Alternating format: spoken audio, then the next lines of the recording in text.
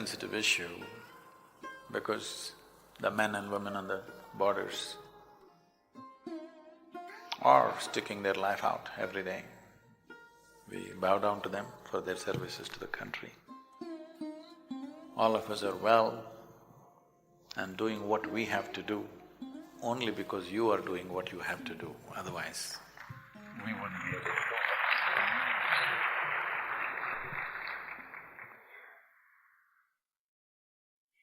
Death is a constant companion for… I'm not trying to belittle this, but a soldier is more conscious of this than anybody else. Most other people believe generally that other people die. They never think they die. But a soldier knows he or she can die. That awareness makes the job very different from almost anything else that we can do. We must understand this, that in this country, one of the greatest teachings that have happened in this country, I'm not an expert, one of the greatest teachings but is hugely recognized in India and across the planet by many, many learned people is the Gita. You must understand, Krishna chose to give the teaching in the battlefield. He could have done it. 12, 13 years they were in the jungle, peaceful jungles. He could have given the teaching there, they could have set up an ashram and given a teaching, but he chose battlefield because a human being never realizes the nature of who or she is unless mortality is hanging in their face. The reason why I'm constantly talking about death, I refer to people's death, but then it becomes very oppressive if I keep on talking about their death, so I keep talking about my death.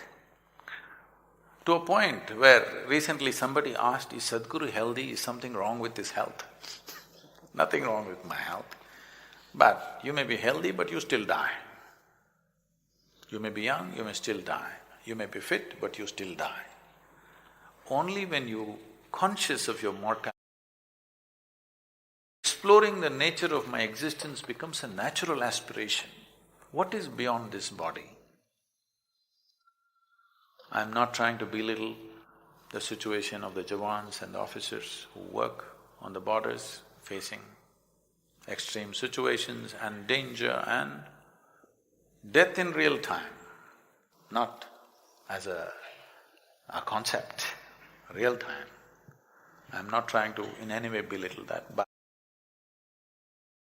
I'm saying this is also a tremendous place where one to turn inward, because it is natural for a human being, when you are conscious of death, you want to know what is beyond this body. And that longing is called spiritual process. It doesn't matter what is your gender, caste, creed, religion, everybody must have one little spot within themselves which is beyond their body, which is beyond their mind. If this comes into their experience, when the time comes, either in natural ways or in unnatural ways, when time comes to shed this body, you will do this very gracefully. For every human being, I'm not just saying for a soldier, for every human being it will come. You don't know when it will come. But if you had an experience beyond this body, beyond this mind, your ability to handle this aspect of life would be incredibly better than the way it is right now. Now this possibility of this simple thing called yoga is not about twisting your body, it's not about getting fit, it's not about getting healthy. All these things nature will do for you, if only if you live in tune. This is about understanding the geometry of the cosmos through the geometry of your own system. I'm calling this a geometry because Cosmos is a geometry, isn't it? Planet Earth is going around the sun. What is it? A diesel powered? You think a big diesel engine is pushing it? If it was, the roar of that engine would have killed us. Just the perfection of geometry, it just keeps going and going and going, isn't it? You've seen those perpetual machines? Have you seen those little ones? If you just do it like this, for years on end it's going. So this is just that, it's a perfection of geometry which keeps it going and going and going. The whole universe is geometrically perfect, that's why it stays there, otherwise it wouldn't. And if you learn to hold your body in a certain way, if the geometry of your body is in alignment with the geometry of the rest of the creation, suddenly you will find there is a rapport which will allow you can download the whole cosmos into this one. This is not a tiny little… If you simply like this, if you live, you're just a piece of flesh and bone. If you just get it right, suddenly this is something else. Probably these days, you don't have this experience anymore because you got all Tata Sky, Dishnet and all that stuff. But if suppose you had a television in your home in 80s when first the Doordarshan came, you are watching your favorite cricket match, suddenly your television was boop, boop, boop. Then you climb up the terrace and there is one aluminum contraption. If you do like this, nothing will come. If you do like this, nothing will come. You just get it to the right place. The world pours into your sitting room. This is just like that. If you learn to just hold it right, the whole cosmos will pour into you. Engineering yourself does not mean engineering yourself to breathe little better, to be little more healthy, no. This is about realizing the full potential of what it means to be human. This must happen.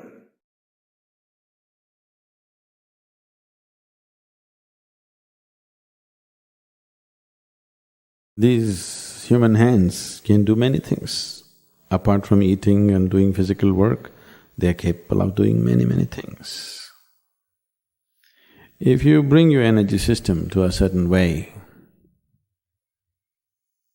or to a certain level of vibrance and intensity, then you will know that hands are great instrument. In yoga we say, the ring finger, from here to here, you can control the whole universe. It is everything. This is like the mouse for your computer. Here, you can just adjust the system whichever way you want. If you know what to do, don't go about rubbing this, it won't work like that. If you know what to do with this is like the mouse to your computer, you can take it wherever you want. You can just activate your system whichever way you want, just by handling the ring finger. So hands are capable of doing many things, apart from eating and doing physical work. That is a whole science attached to it. It would be too much to explore in a situation like this. Now, just turning your hands around, you're just changing the way you breathe. This is not just about your breath. The very way the fundamental energies function, this and this, it's very different. Just this and this, it's very different. Hands are an instrument like this. How many times in a day, unconsciously, are you doing this? Whoever asks anything from you? In India this means no. You keep on doing this and you hope to be peaceful and joyful. Life doesn't work like that. If you do this, you'll set your energies into turmoil. Peace, peace, peace, it won't happen. You'll only rest in peace. Really, it won't come. This is like you got into your car, you don't know what the pedals are. You just kick any one of them whenever you feel like it, according to your music rhythm. You know what a jerky driver you will be? Please see, your well-being has been very jerky, isn't it? Yes? Your well-being has been very jerky, isn't it? Your peace, your happiness, your everything is jerky. Just like that, any moment it'll crash, any moment it'll come up. Now, you can make these hands in such a way that if you move it here, something will happen in another part of the world. You can make something happen somewhere else, totally somewhere else, wherever you want it, pinpoint it. Because these hands are the instrument to everything, this is like the control panel to everything. So either you keep this as a small little human being, or you enlarge this into a tremendous possibility, whichever way it is, still the control panel is here. So in a way, to open up your body, to open up this human mechanism to many possibilities, ring finger is significant. If you want to open up a person to become your bride or groom, then you put a ring on their finger, on the ring finger, isn't it? In some way, people open up. Somewhere they understood that if you do this, certain things will happen. So they use this particular finger, nowhere else. Of course, now lot of new agey people are putting a ring upon their thumb. It's a very wrong thing to do, you will attract certain kinds of energies which you can't deal with. And it also stabilizes the system. If you put metal on the ring finger, it stabilizes the system.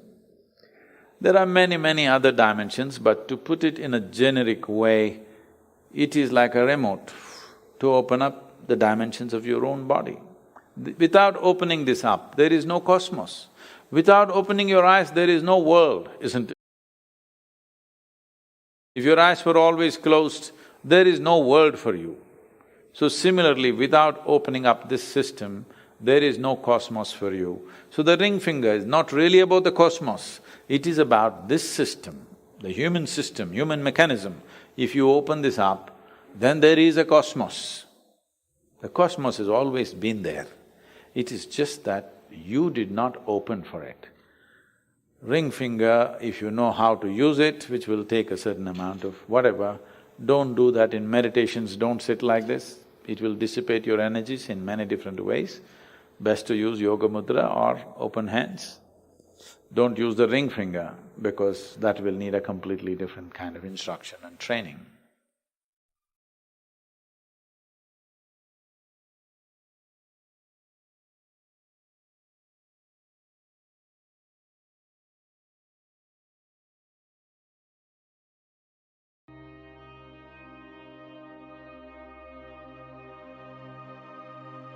There is something called as a genius in a human being. There is a competence here which is capable of what nature did over 1,000,000 years, like that, over the afternoon. If the necessary striving is there, you can make it into your conscious process. If you set up the necessary situation, success is an assured thing for that person. Small things or big things, it doesn't matter. In every single act, a human being longs to be successful. Life is an infinite number of doorways. If you're very diligent, you will open a few of them. If you're brilliant, you'll open many of them. But if you're truly vibrant, then they will open for you. The process of being successful becomes so complex for people that why they're working towards it is generally completely forgotten, and they will start evolving concepts of success, all kinds of concepts. What is being successful? I would like to… How can I tell you a joke? You're looking so serious.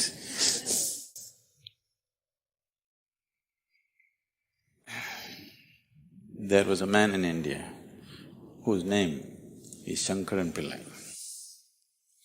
It's like John Smith.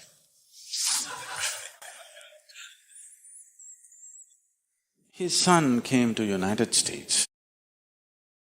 Obviously, an Indian young man means he's a software engineer. He went to Texas, Houston and started working there. Then he fell in love with a white American woman. He struggled because back home, this love affair is a crime.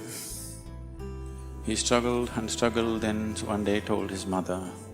Then the mother informed the father, and the father exploded.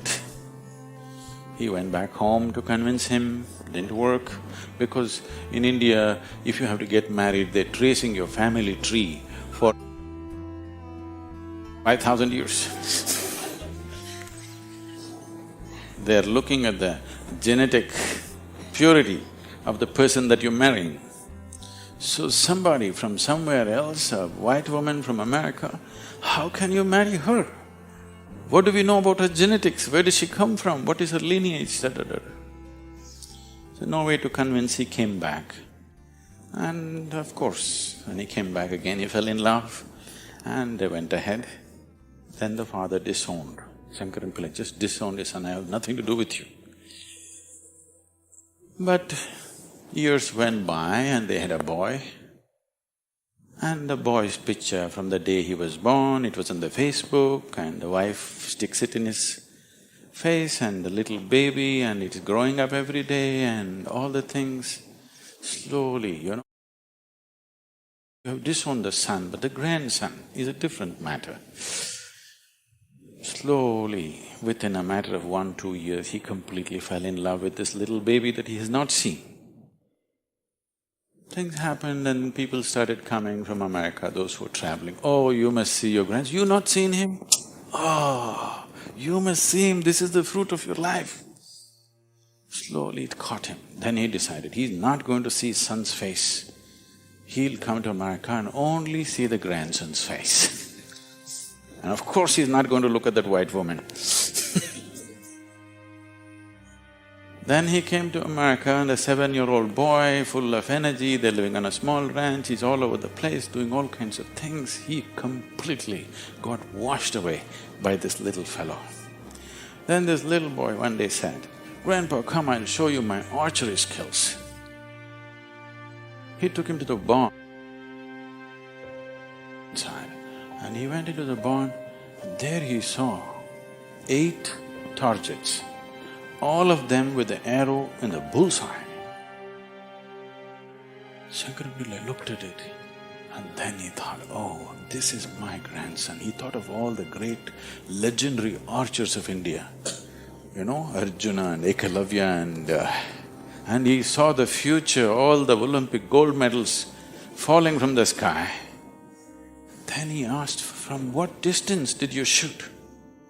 The boy said, from 20 yards. What? From 20 yards, 8 targets, you shot them dead on, bullseye? How do you do this?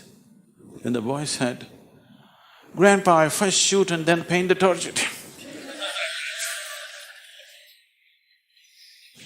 So, these concepts about being successful can be very crippling. And I've continuously been with people, they've reached a certain point of success and their concepts of success are not fitting, their life is not fitting into their concept of success and it's breaking it and they think something is going wrong. It is not going wrong, they're just getting better, situations are pushing them on, but their concept is breaking up, so they're suffering their success. You will see any number of people going through these kind of things. When we Talk about success. I'm sure all of you must be already having plans as to how to unfold this success in your life. Make your plans. Plan is good. But plans again can get caught up in things because you plan from what you know today. Nobody can plan from something that you do not know. Your plan means it is an exaggeration of today as a tomorrow. Right now you're here at a certain level, now you think, my plan means this must be 10 times more in this many years or whatever, or 100 times or 1,000,000 times or whatever. But plan is just essentially an exaggeration of what is today.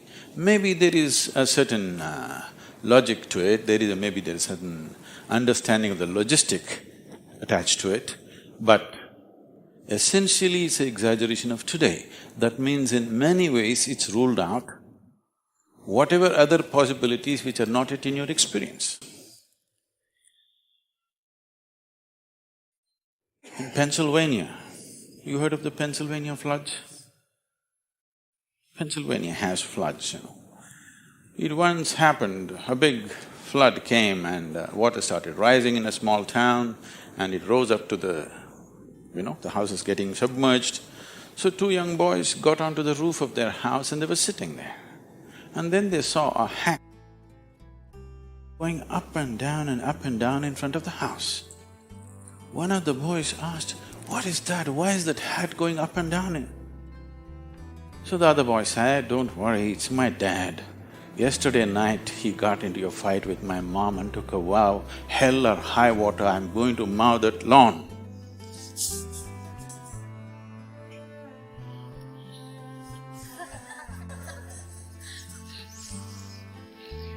So, plans can be debilitating. It's good to have a plan, but it's more important that you have a purpose. If you have a purpose, plans will evolve, things will happen, plans will fall apart, new things will come up.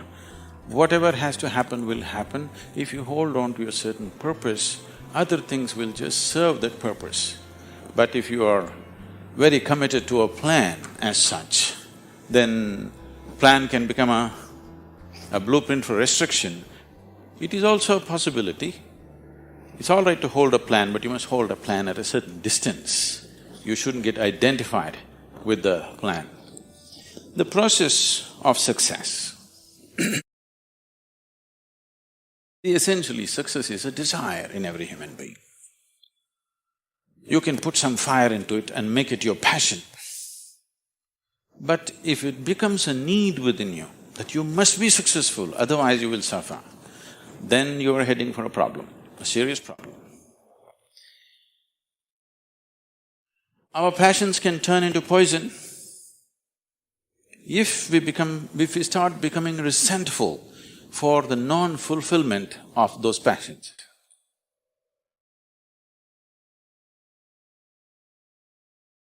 When I say turning into poison, today there's substantial medical and scientific evidence to show that if you become resentful, when you resent something, when you're angry with something, when you're frustrated with something, we can medically today check, we can do a little bit of blood work and show you're actually putting poison into your system. These are poisons that you drink and you hope somebody else will die. Life does not work like that. If you drink poison, you die, and it's fair. It's very fair, isn't it? If you drink poison, you must die. I drink poison, I want him to die. It doesn't work like that. So these emotions always take away the fundamental ability. See, there is something called as a genius in a human being. Every human being has it, every human being touches it at some moment of life. But the question is, how often do you touch it? That's a question. You sparked once in your lifetime, that's not good enough. You must be sparking all the time, isn't it? What is genius? There are many ways to look at it. One simplest way to look at it is, when we say intelligence, we are always thinking logical thought. No, logical thought will be meaningless probably in another 25 years, because your computer may be able to explore all the permutations and combinations of logical thought much quicker and better than you can do. So touching the genius means there's another dimension of intelligence within you. Have a breakfast. Chicken in salad. She ate a chicken. Over the afternoon, this chicken has transformed itself into a human being. If you ask Charles Darwin, how long does it take for a chicken to become a human being, he would talk in terms of millions of years. Here he is. Over the afternoon, he transforms a chicken into a human being. So there is an intelligence here, there is a competence here, which is capable of what nature did over 1,000,000 years like that over the afternoon. Only thing is, this is an unconscious state of intelligence.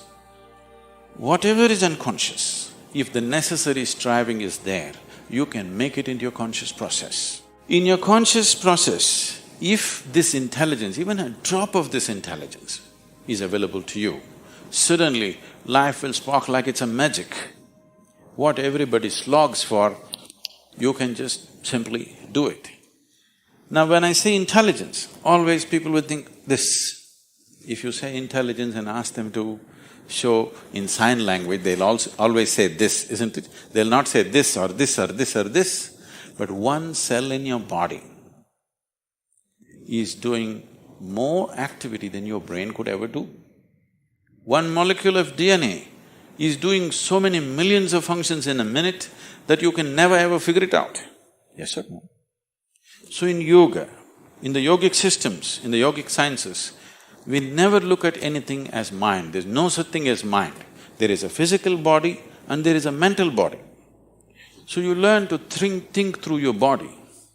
You know, it's a short session, it's not an area that we should enter right now, but I have to tell you this. There are many things personally that I do at the same time. Now people come and tell me, just now I'm entering the session, somebody comes and tells me, Sadhguru, these building plans have to happen, because we do everything ourselves. Now by the time I get out, I'll have the building plan ready as I'm speaking here, because 12 to 14 channels actively keep going on in my head. It is not just in the head, you learn to think through your body. Learning to think through your body will never give you a headache, that's the best part of it. Now, all these responsibilities and 1,000 things happening at the same time, won't you get stressed? There is no such thing, because you use a deeper dimension of yourself and everybody is capable of this and everybody has it. You may not have the same level of intellect as somebody else has, that is always subject to person. But all of you eat, if you eat a carrot, you can digest it, that means you have another dimension of intelligence. Yes? If you set up the necessary situation that everything that's there within the system is available for you, success is an assured thing for that person.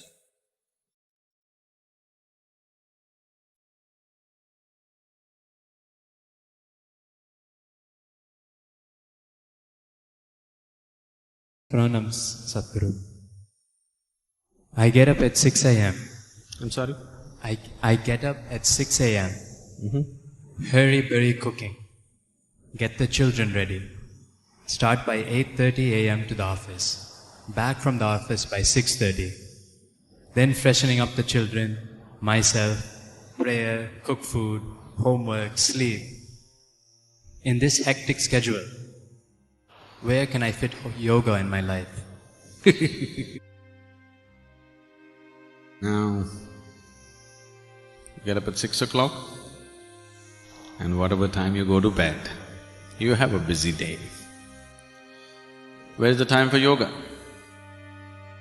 You have time to eat, you have time to gossip, you have time to work, you have time to take care of everything, but you have no time to take care of yourself.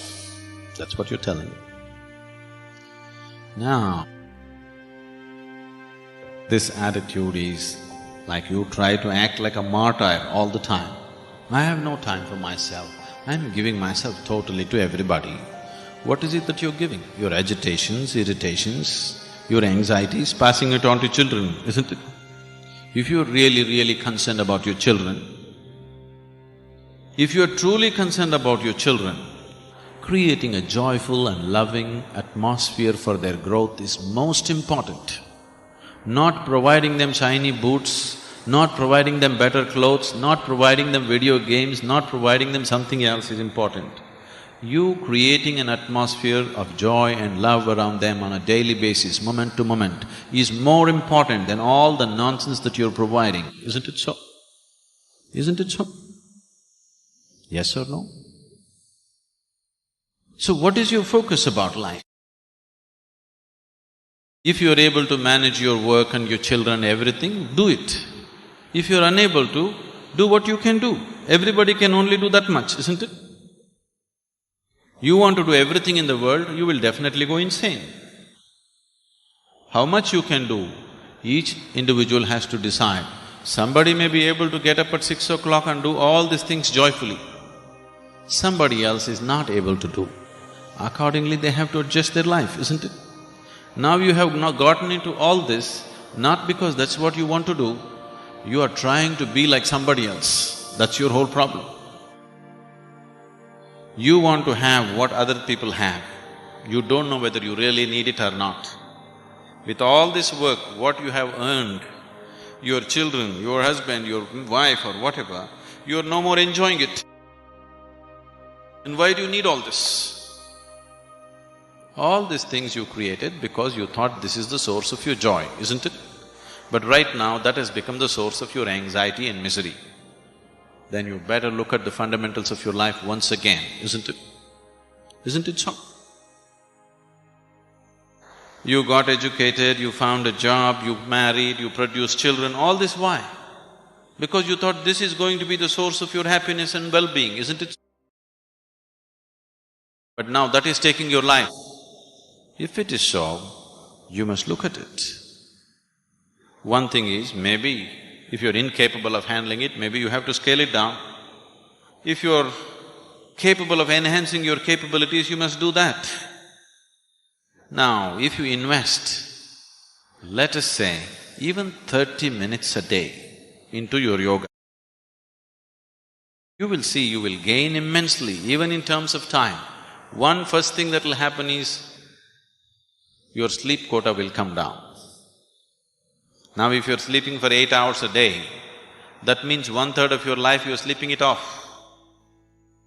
isn't it? 1/3 of your life you're just sleeping it off. If your body and your mind is more energized and active, your sleep quota will naturally come down. So if you gain 3-4 hours a day, just in terms of wakefulness, that's a huge thing, isn't it? Apart from that, if your body and mind was more organized, you would see, what I have found with people is, with simple process of yoga, within 6 to 8 weeks, lot of them, their level of performance becomes such, what they were doing in 8 hours, they're very easily able to do it in 3 to 4 hours. Simply because if you observe yourself through the day, suppose we take a video of your whole day without you being aware of it, you will notice how much unnecessary movement and unnecessary words and unnecessary activities are happening in your life. You must do it one day. Please hire a video cameraman and ask him to shoot you without you knowing about it. You will see how many unnecessary things you're doing in a day. If your mind became more organized, these unnecessary words, these unnecessary actions, these unnecessary things will disappear. Once they go away, you have lot of time, you have 24 hours to live. You know? Now, we don't have to make this into 26 hours, 24 hours are enough. We can do a lot in 24 hours. If we are organized and focused human beings, we can do plenty in 24 hours' time. If you're disorganized and unfocused, you think there is no time, most of you are not busy, you're just preoccupied, aren't you? Isn't it so? Just too much preoccupation in the mind. So, whoever the lady, please invest this half an hour a day. Get up at 5:30, okay? And you will see, suddenly the quality of your life will be very different. Don't go on with this argument, I have no time. Make time and see, it'll make a huge difference.